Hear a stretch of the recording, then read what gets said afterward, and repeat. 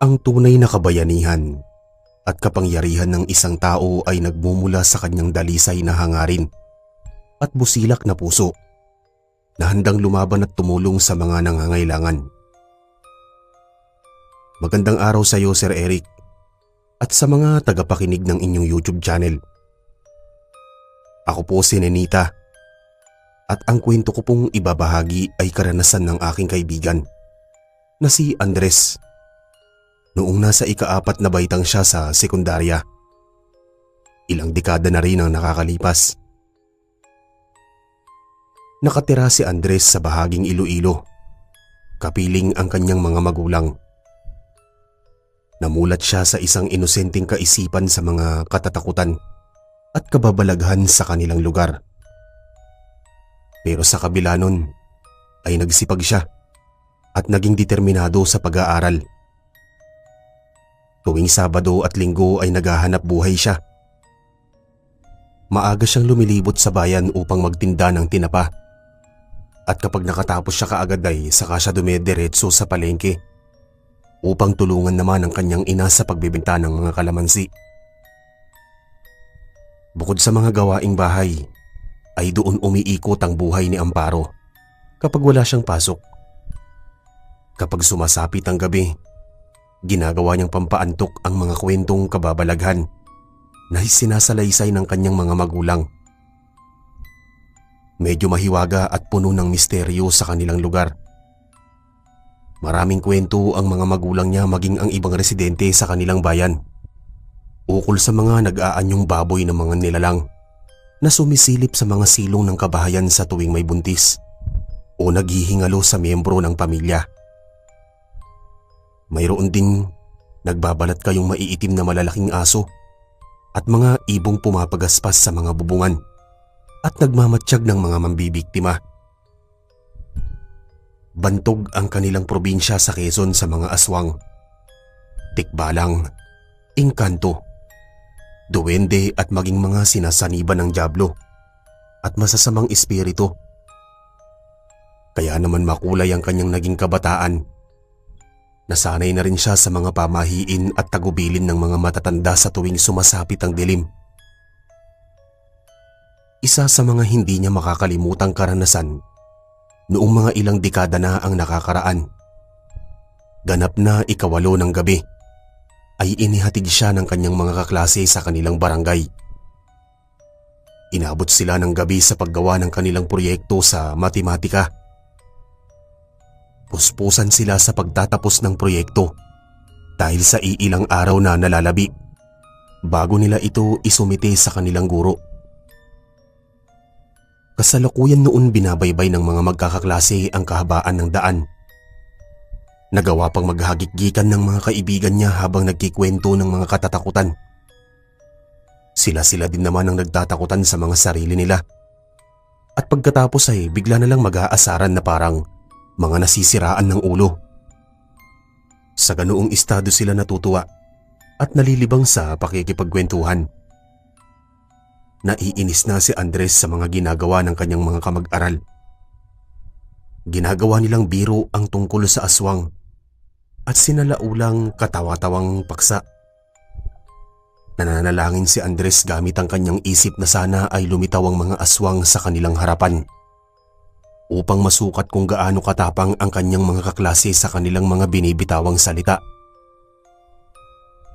Maya-maya ay huminto silang magkakaklase sa mismong kanto at bigla namang nahiya si Andres nang maisipan niyang magpaalam at umuwi ng mag-isa sa kanilang bahay.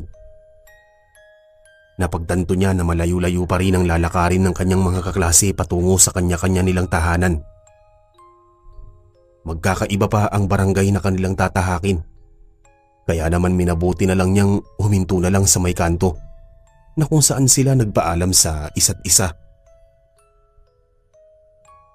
Maya-maya ay naiwan na siyang mag-isa sa kanto at umalis na ang kanyang maiingay na mga kaklase. Ang kantong yon ang daan patungo sa direksyon na kinalalagyan ng bahay ni Andres. Yun din ang lugar na kinakailangan pa niyang dumaan sa marami pang kabahayan bago makaabot sa mismong tahanan niya. Isa pa ay nakakarinig na siya ng alulong ng mga aso sa paligid. Kaya naman binilisan na niya ang paglalakad. Hindi na siya luminga-linga sa paligid dahil medyo nakakaramdam na siya ng kaba at kaunting takot. Wala nang ibang taong makikita sa paligid bukod sa ingay ng mga aso sa di kalayuan. Ay wala na siyang ibang naririnig na anumang ingay. Kaya naman nakahinga siya ng maluwag. Inakala niyang wala nang makakagambala sa kanyang paglalakad patungo sa kanyang bahay, ngunit nagkamali siya ng kanyang inaakala. Bigla siyang napahinto sa paglalakad at nagulat nang humangin ng malakas na tila may dumaang bagay sa kanyang ulo. Nanindig ang balahibo niya at saglit siyang nanlamig sa kinatatayuan. Tumingala siya sa kalangitan subalit wala naman siyang nakitang anumang ibon na pumapagaspas. Napalunok siya ng laway at hindi maalis-alis sa kanyang isipan ang tila mapaglarong imahinasyon na siguro ay may aswang sa paligid. Nababahala na siya sa mga nagaganap ng mga oras na yon at tila anumang sandali ay posibleng magbadya ang matinding panganib. Lumingon siya sa likuran niya at may natanaw siya sa bahaging malawak na bakuran. Yun ay walang iba kung hindi si Mang Anakleto. Nagmamadali itong naglakad malapit sa malaking puno ng mangga at doon mismo nagbagong anyo ito. Naging mabuhok at nangingintabang kanyang balat na parang pinahiran ng langis. Hindi lamang yun. Napagmasdan pa niya na tinubuan ng lalaki ng matatalas na mga pangil at mahahabang kuko na animoy mabangis na hayop.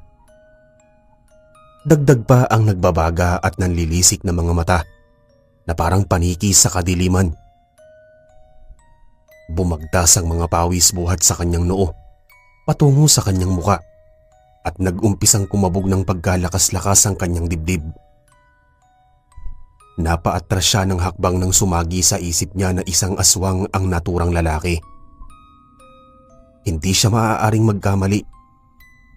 Batay sa mga kwento sa kanya ng nanay niya, ay kawangis yun ng paglalarawan nito sa aswang na maninilong na kamuntik ng pumatay sa panganay niyang kapatid noong pinagbubuntis pa lang ito ng kanyang ina.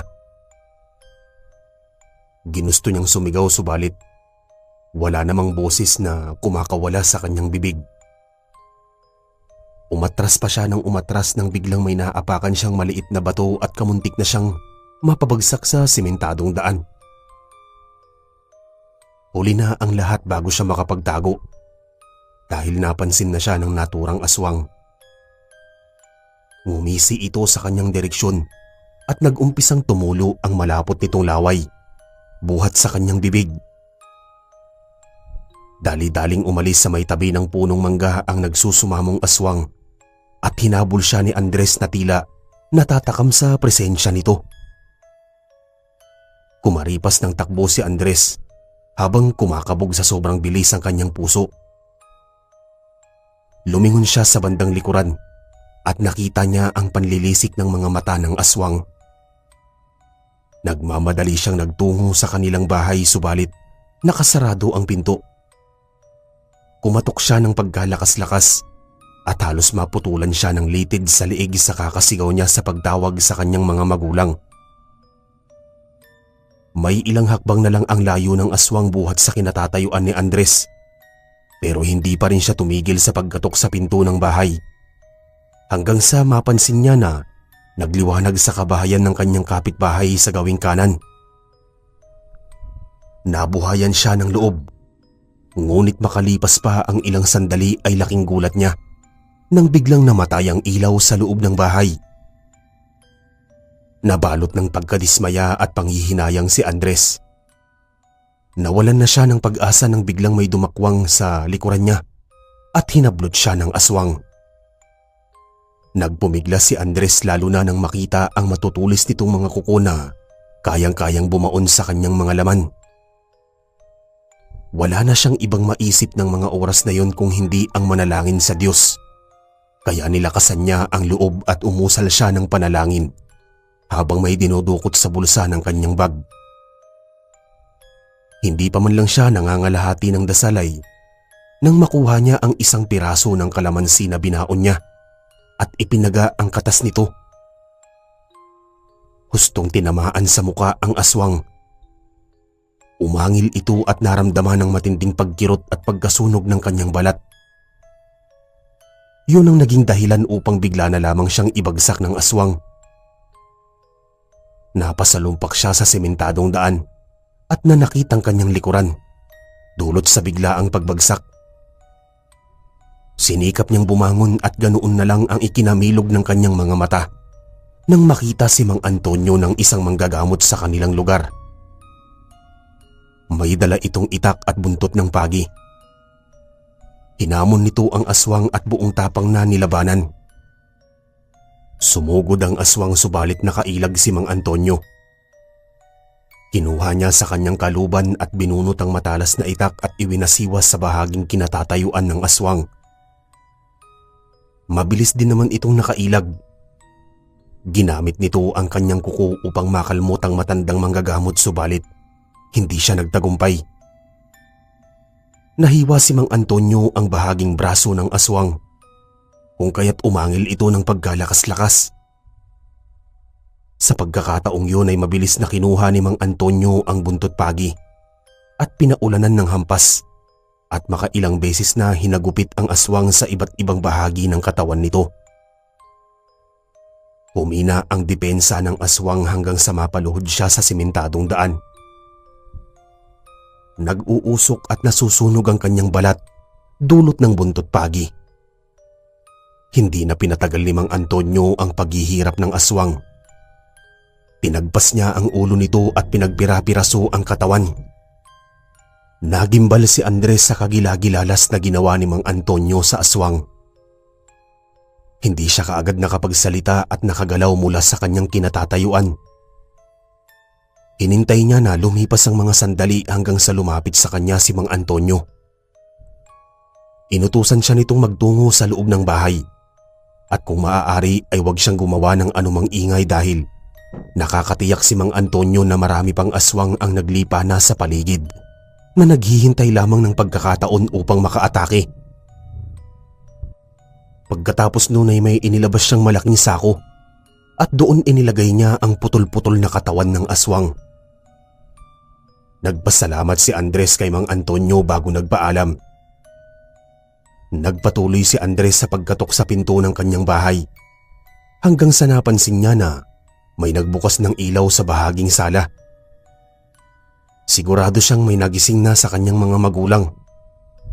Tumunog ang tarangkahan ng pinto. Bumukas ang pinto at bumungad sa kanya ang ina. Humalukip-kip ito at pagkatapos ay sumilip sa labas ng bahay. Tinanong siya ng kanyang ina kung bakit ginabi na ito sa pag-uwi at bakit parang pagod na pagod ito. Marungis pa ang kanyang damit. Nagbigay naman si Andres ng maayos na paliwanag sa kanyang ina. Batay sa pagsasalaysay niya ay natagalan sila sa paglalakad ng kanyang mga kaklase sapagkat marami silang mga napagkwentuhan. Hindi na niya nabanggit dito sa kanyang ina ang tungkol sa engkwentro niya sa aswang. Bumuntong hininga naman ang nanay niya at mukhang humupa na ang inis at himutok nito kay Andres. Inutusan niya itong pumasok na sa loob ng bahay at wag nang lumabas sapagkat delikado ng gumala at baka may sumalakay na aswang sa paligid. Agad naman sumunod si Andres sa utos ng kanyang nanay at pumasok kaagad sa loob ng kanilang bahay. Isinarado niyang mabuti ang tarangkahan ng pinto bago pa siya dumiretso sa kanyang silid tulugan. Noong makahiga na siya sa kama, ay nagbalik tanaw ang kanyang diwa sa nagdaang pangyayari. Mabuti na lamang at may nakapa siyang kalamansi sa kanyang bulsa at iniligtas siya ni Mang Antonio, kung hindi ay baka pinaglalamayan na siya ng mga darating na araw. Kakilala ni Andres si Mang Antonio at bukod sa kaalaman niyang isa itong manggagamot sa kanilang lugar ay wala na siyang ibang impormasyon tungkol dito, kaya naging interesado siyang makilala pa ito ng husto at maghangad na magkaroon din ng proteksyon laban sa mga aswang. Sa kasunod na araw Narinig niya sa mga bulong-bulungan ng kanyang mga kapitbahay na nakarinig sila ng mga kalabog at kaluskos sa paligid sa nagdaang gabi. Pakiwari daw nila ay may aswang na gumagala sa kanilang bayan. Nagtaka lang si Andres dahil wala ni isa ang nakakita kay Mang Antonio na pumatay sa aswang. Pero naisip na rin niya na wala nang ibang taong gising ng mga oras na yon para makasaksi ng engkwentro ng manggagamot sa aswang. Naisipan ni Andres na magtungo sa bahay ni Mang Antonio at formal na magpasalamat sa kabutihan nito. Nagdala siya ng ilang piraso ng tinapa buhat sa hindi niya naibenta sa mga namimili. Inabutan ni Andres si Mang Antonio na nagliligpit ng mga botelya, gayon din ng mga halamang gamot na ginagamit nito sa kanyang mga pasyente. Nang makita niya ang presensya nito, ay taos-puso siyang nagpasalamat sa ginawa nitong pagliligtas sa buhay niya laban sa aswang. Kasabay noon ay ibinigay ang isang supot na may lamang binalot na tinapa. Nagpasalamat si Mang Antonio sa pagbibigay ng tinapa sa kanya ni Andres. Buong akala ni Andres ay doon na nagtatapos ang kanilang usapan, subalit naging mas mapangahas siya nang biglang may sumagi sa isip niya. Nagtangka siyang magtanong kay Mang Antonio kung paano nito nalaman ang tungkol sa aswang na sumalakay sa kanya sa nagdaang gabi. Samantalang hindi man lang niya naramdaman ang presensya nito na sumusunod sa kanya. Ngumisi si Mang Antonio at pinaliwanag niya kay Andres ang katotohanan. Nabanggit niya na hindi niya sinusundan si Andres sa nagdaang gabi. Sadyang malakas ang kanyang pang-amoy at pakiramdam sa mga aswang. Bihasa na siya sa pakikipaglaban sa mga aswang at isa sa mga kakayahan niyang ginagamit sa pakikipagkumbante ay ang tagabulag.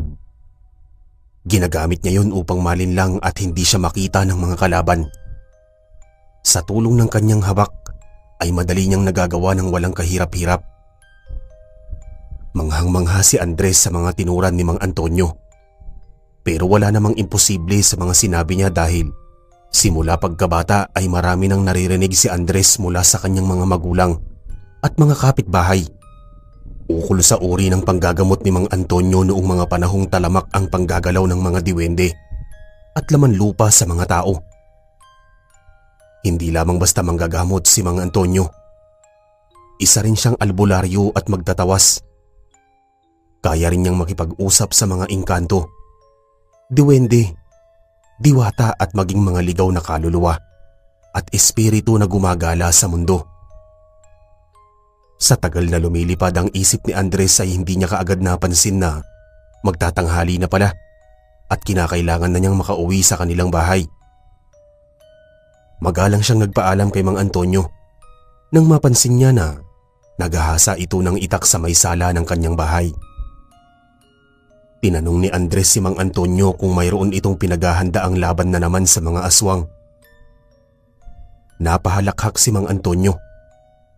Sinabi niya dito na napakatalas ng paningin nito. Pinayuhan na niya itong umuwi sa kanilang bahay at binalaan na wag lumabas ng bahay pag sumasapit ang gabi. Ipinagdiinan niya ditong maraming naglipa ng masasamang elemento sa kanilang lugar. Matapos na magsalita ay lumapit si Mang Antonio kay Andres at binigyan niya ito ng isang kakaibang botelyang may lamang espesyal na langis, gayon din ng isang kalmen de gera. Bigla itong nagsalita na puno ng karunungan. Nagwika siya at nasabi kay Andres na isang botelya yon na may lamang lana. Magagamit niya ang langis sa oras ng kagipitan. Kukulo ang langis kung may masamang banta ang malapit sa paligid mo. Samantalang ang kalmen de gera ay naglalaman ng dinikdik na bawang at asin. Hinding-hindi makakalapit sa kanya ang aswang kapag nakalagay ito sa kanyang katawan. Hinawakang mabuti ni Andres ang ibinigay nitong mga kasangkapang pangontra sa masasamang elemento. Sumunod nun ay nagpasalamat siya kay Mang Antonio at tuluyan nang umuwi sa kanyang bahay. Noong sumapit ang gabi, hindi dinalaw ng antok si Andres.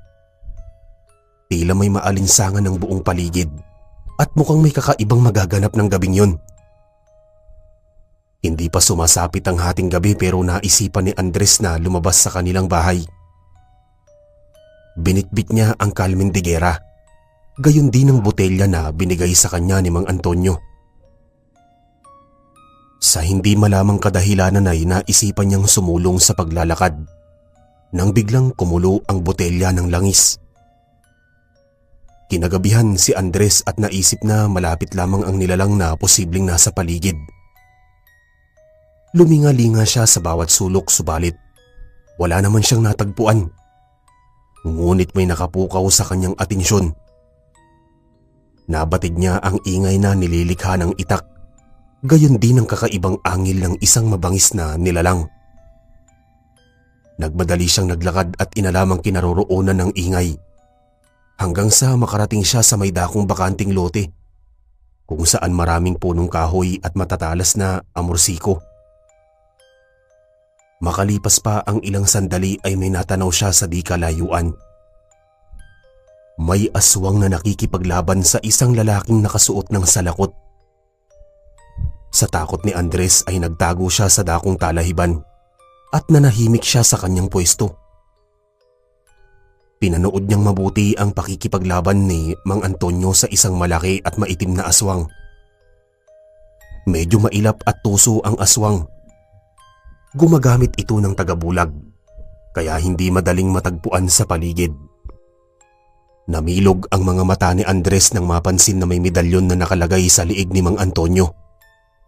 At kahit anong gawing pag-atake at paggalmot ng aswang sa dibdib, maging sa tagiliran, ay hindi bumabao ng kuko nito sa katawan ng manggagamot. Sa matagal nilang pagsasagupaan ay tila napapagod na rin ang aswang sa kanyang ginagawang pagsalakay. Dahil hindi niya magawang saktan si Mang Antonio. Sa kabilang dako naman ay nagbago ng estilo o pamamaraan ng pag-atake si Mang Antonio. Hinigitan niya ng bilis ang aswang at nagawa din niyang maglaho sa kawalan upang mas mapadaling mapaulanan ng pamiminsala sa katawan ng aswang. Tila kasing bilis ito ng ipo-ipo na sumasama sa hangin at patraydor na pinatamaan ng mga hiwa sa buong katawan ng aswang habang lumalabas ang sariwang dugo nito. Pinalibutan niya ang aswang at pinatamaan sa iba't ibang bahagi ng katawan. Umangil ng umangil ang aswang habang namimilipit sa sakit. Hindi nagtagal at napalugmok sa lupa ang aswang at hindi na nito magawang makasalag sa mga pag-atake ni Mang Antonio. Makalipas ang ilang sandali ay iwinasiwas ni Mang Antonio ang kanyang itak. Sinuri niyang mabuti ang aswang at sa tansya niya ay anumang oras ay posible na itong bawian ng buhay. Kaya naman hindi na niya pinahirapan pa ito ng husto. Bit-bit ang itak, ibinigay niya ang huling hatol sa aswang. Buong lakas at walang pag-aalinlangang pinugutan niya ng ulo ang aswang. Dumanak ang masaganang dugo at nagpagulong-gulong ang ulo ng aswang sa lupa. Hanggang sa makarinig ng malalakas na sigaw si Mang Antonio na nagmumula sa di kalayo ang lugar. Lumabas mula sa pinagkukublian ni Andres at namumutla sa takot habang pinagmamasda ng ulo ng aswang. Napasimangot naman si Mang Antonio. Pagkakita niya sa presensya nito, mabilis niyang tinahak ang landas na kinatatayuan nito. Binulyawan nito si Andres at pinaalala ang kanyang pagbibilin nito na huwag lumabas ng bahay. Nangatwiran naman si Andres at sinabi niyang hindi mapigilan ang kanyang kuryosidad. Kaya nang makarinig siya ng mga angil at kaluskos sa may kakahuyan, ay kaagad siyang nagtungo sa lugar na yon at natagpuan niya si Mang Antonio na nakikipaglaban sa aswang.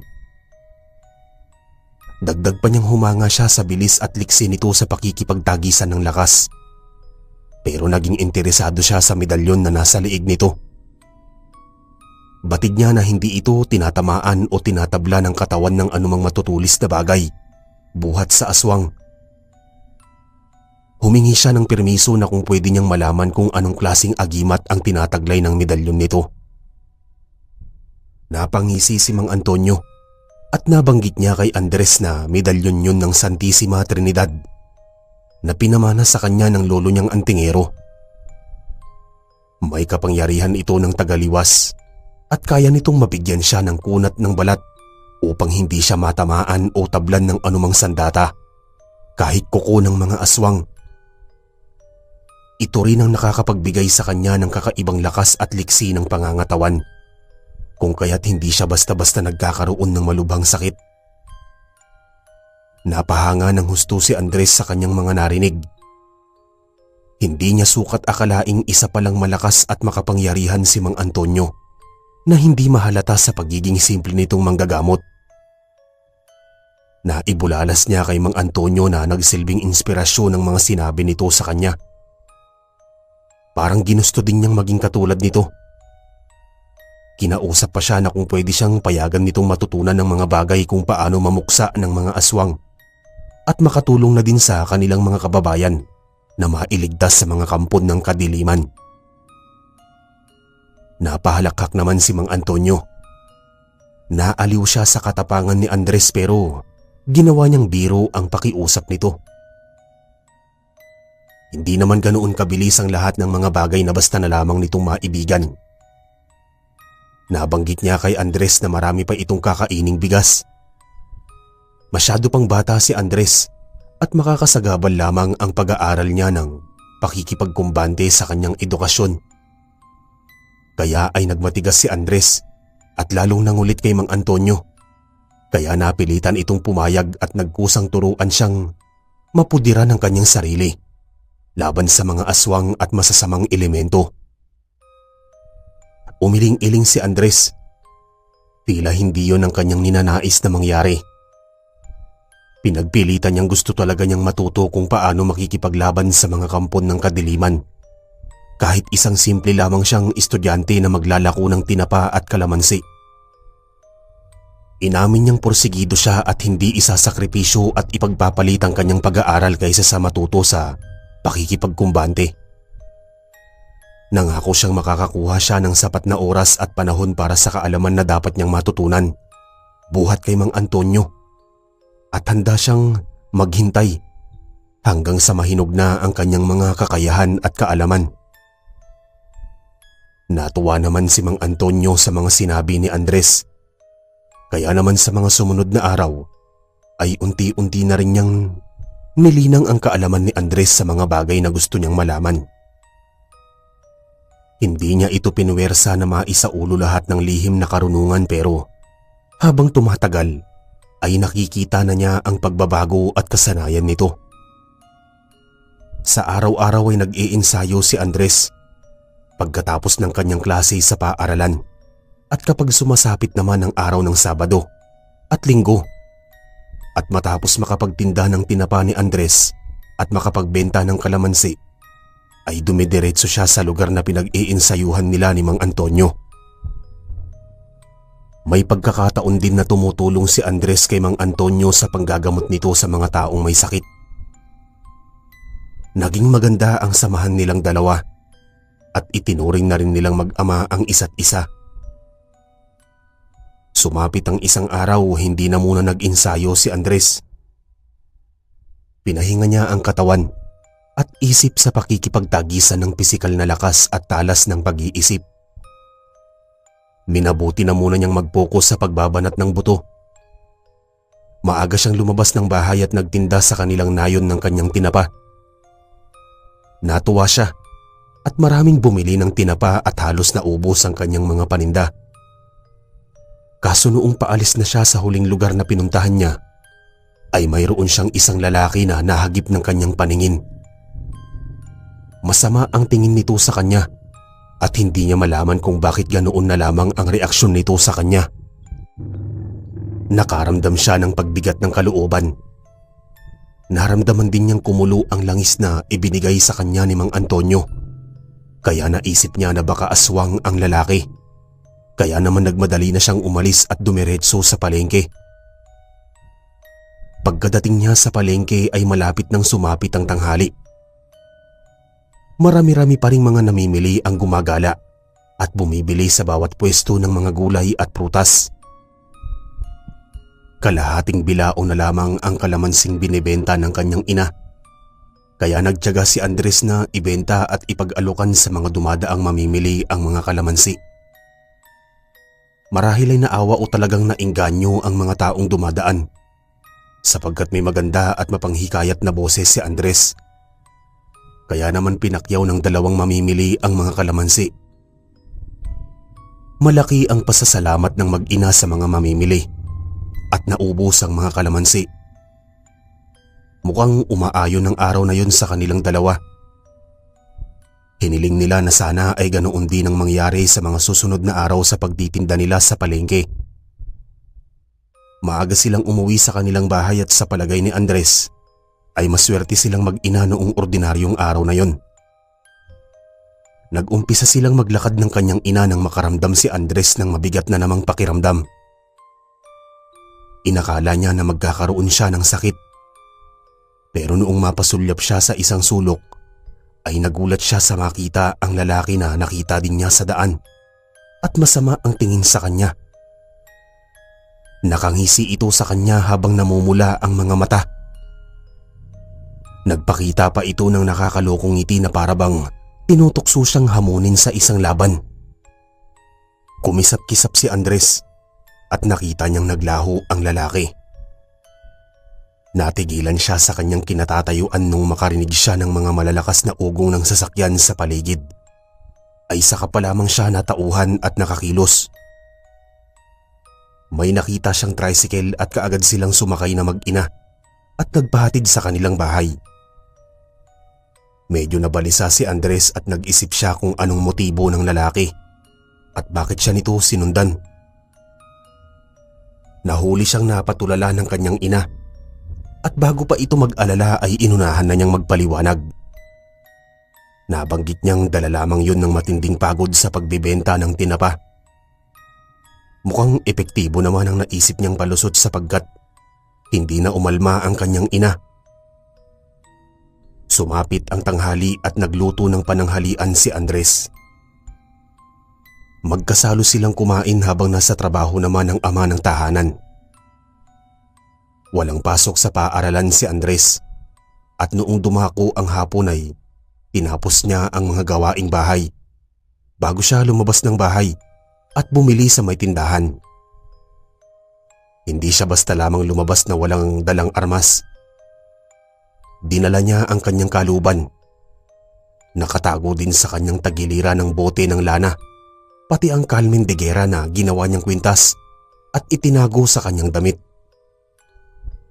Nakasalubong pa ni Andres ang kaibigang si Agustin at nakakwentuhan niya ito at napadaan sila sa mapunong lugar bago sumapit ang bahay nito. May ilang minuto pa siyang nakipagkwentuhan bago siya nagpaalam sa kanyang kaibigan. Bumalik siya sa daan na maraming punong kahoy at medyo dumidilim sa lugar na yon, sapagkat natatakpan ng mga malalapad na dahon ng silag ng sikat ng araw. Napahinto si Andres noong makaramdam siya ng matinding pag-alinsangan ng paligid. Biglang kumulo ang langis mula sa botelya. Naging alerto siya at matalim niyang pinagmasdan ng paligid. May sumimoy na mabangong amoy na hindi niya mawari. Maya-maya ay binunot niya ang itak at may sumalida sa kanyang harapan. Nakailag siya at kamuntik na bumagsak sa lupa. May kung anong bulto o tumayo sa kanyang harapan. Isa itong lalaking may mahabang dila. Nagbabaga sa pula ang mga mata at makakapal ang mga balahibo sa buong katawan. Naging pamilyar sa kanya ang mukha nito at naisip niya na ito ang lalaking sumusunod sa kanya mula noong umaga.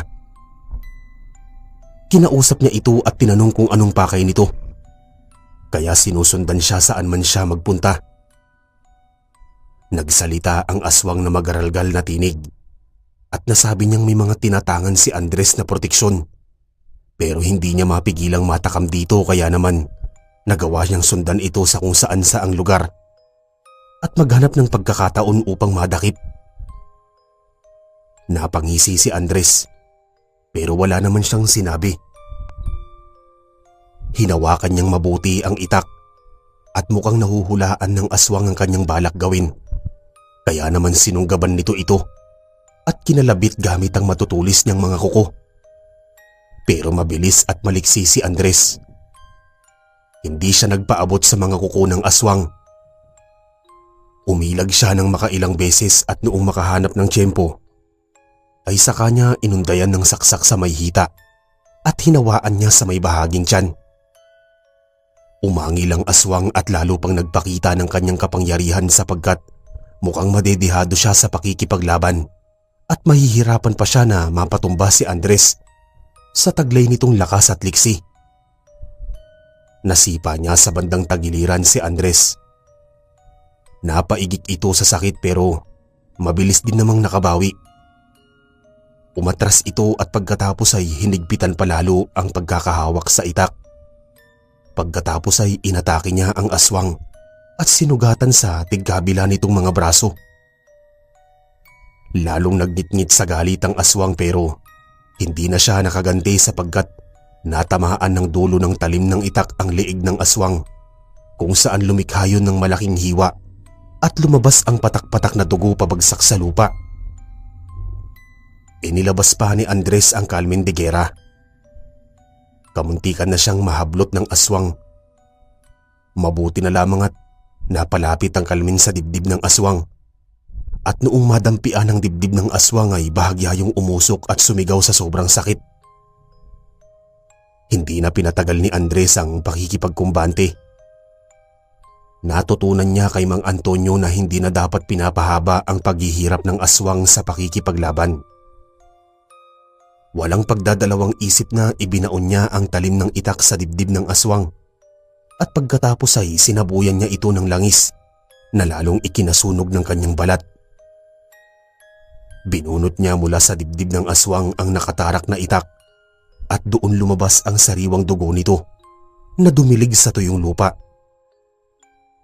Bumagsak ang aswang at namatay itong dilat na dilat ang mga mata.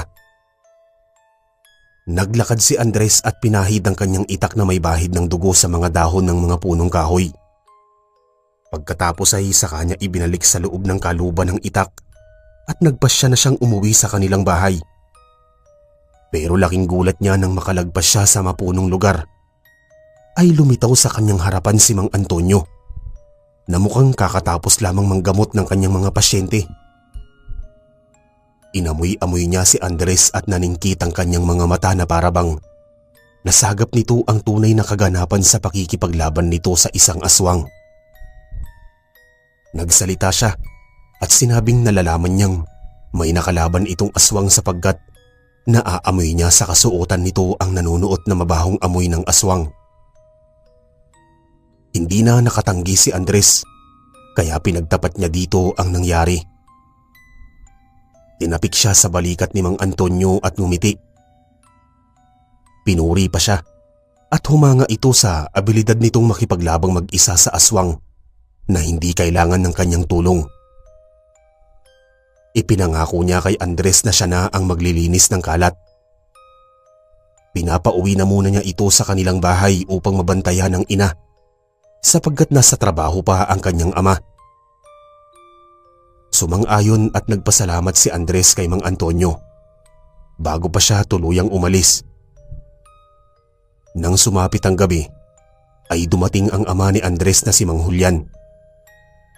Sa pagkakataong yun ay hindi na nakayanang magsinungaling at magtago ng katotohanan si Andres sa kanyang mga magulang.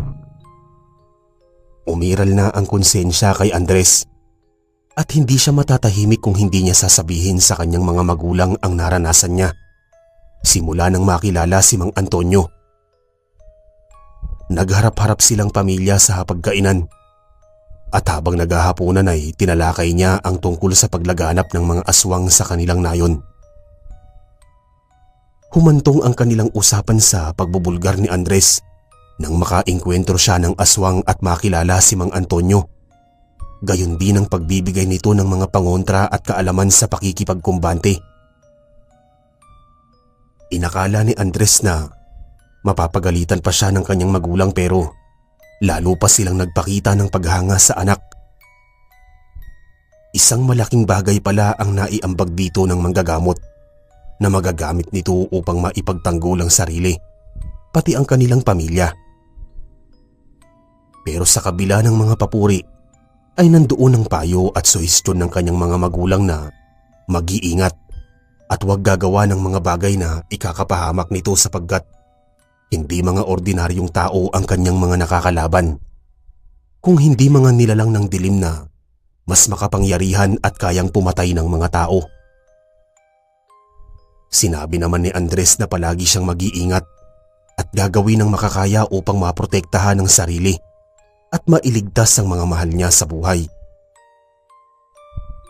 Matapos ang usapang yun ay mas lalo pang naging bukas si Andres sa kanyang magulang ukol sa mga pagtulong niya sa panggagamot ni Mang Antonio.